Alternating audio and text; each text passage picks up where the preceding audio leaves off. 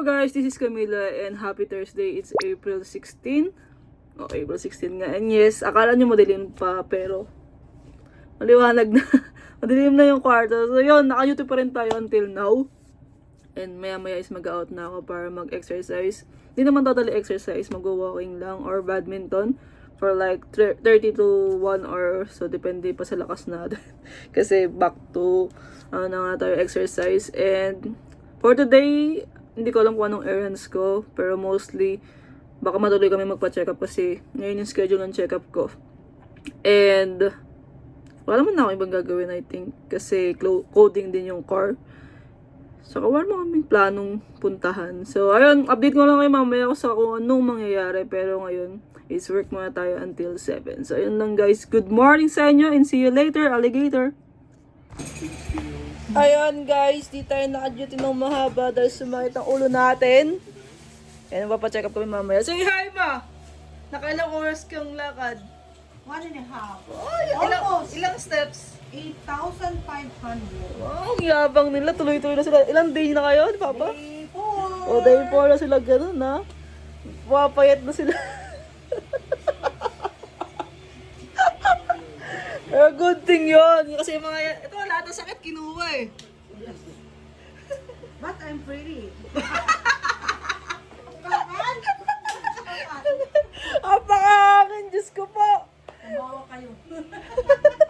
Nangin eh.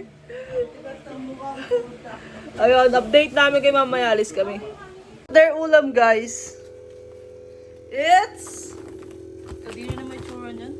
Pang mahal yan. Lapu-lapu. Lapu-tapu-tapu. There. Guys, we are done creating our favorite melon. Tas, ayan, ito ang ulam naman natin ngayon. Kasi hindi ako kumakain ng isda. Sinigang kasi ulam nila ng ulo ng isda. And I don't like that.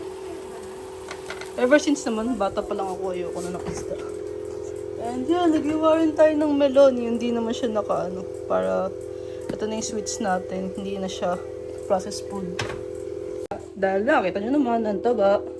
Kailangan natin mag-reduce talaga ng weight.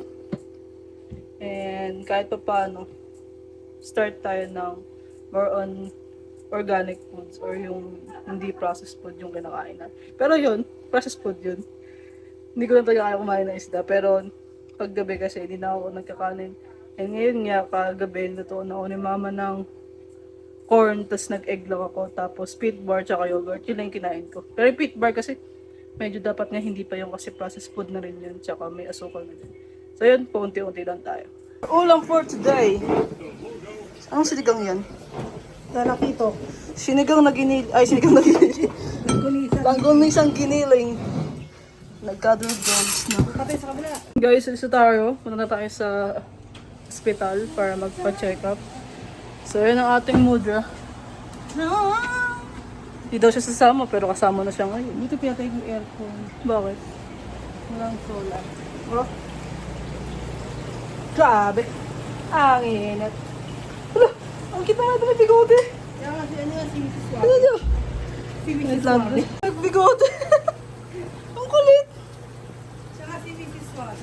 Say hi to Mrs. Suave. Ito. Sino to? Ito pa, oh. Ang cute talaga. Yung kotse, alis na kami. Grabe yung pawis ko. Ganda-ganda. Pagod. So yun. See ya!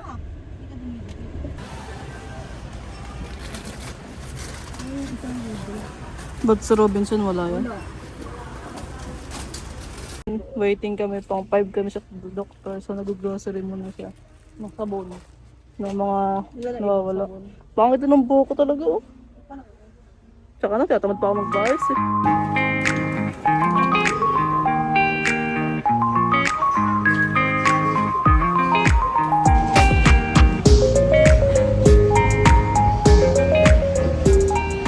So dumaan tayo ng Robinson. Dati bilang kami ng gamot pero wala. So ayun. Ipunta kami ng Mercury. Inalog pa talaga eh. Ano to?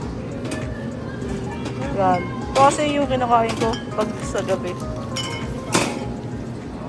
Ayun guys, walang gamot sa South Star Store. Sa kanila, kulang-kulang yung gamot. Yan lang. Hingal ako. Oo. So, diretso tayo sa Mercury kasi kailangan namin uminom ng gamot mamaya. So, yun. Another gastos! Naka 3-1 tayo sa doktor. Sarap ng buhay ng doktor, no? Hindi mo masarap totally. Ibig sabihin, yung income, Grabe, ano pag ginamit yung aparato mo? Matic. Aparato ka, mahal. parang 700 ata eh. Kasi ako 1.2 lang, tapos si Papa 1.9 eh. Yung linis yung tenga. So, Serious na naman? oo, ang dumi na naman eh. Nandiyan may patrol. Ito mga to, ang daming side comment eh, no? Dali mo na. Ano, mukhang rider yan, no? BBC. So ayun, umuwi na nga kami kasi napakahaba ng pila sa Mercury. Ba't di na nga, bukas na. Walang pila. Wala tao dito. Hindi mo sure. Ayun, danay namin dito sa isang branch ng Mercury. Okay.